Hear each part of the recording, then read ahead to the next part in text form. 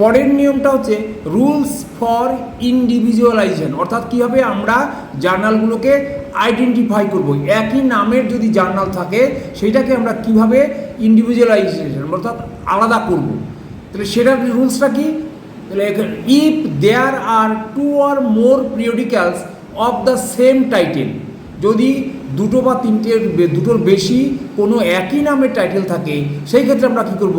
Then the title of the individualized by the geographical area of purview where the periodical is published, অর্থাৎ একই নামের journal যদি বিভিন্ন রাজ্য থেকে প্রকাশনা হয় সেই ক্ষেত্রে বা বিভিন্ন শহর থেকে প্রকাশনা হয় সেই ক্ষেত্রে আমরা জিওগ্রাফিক্যাল এরিয়া দিয়ে জার্নালের পাশে নাম জিওগ্রাফিক্যাল এরিয়াটা দিয়ে এখানে ইন্ডিভিজুয়ালাইজেশন অর্থাৎ আলাদা করব।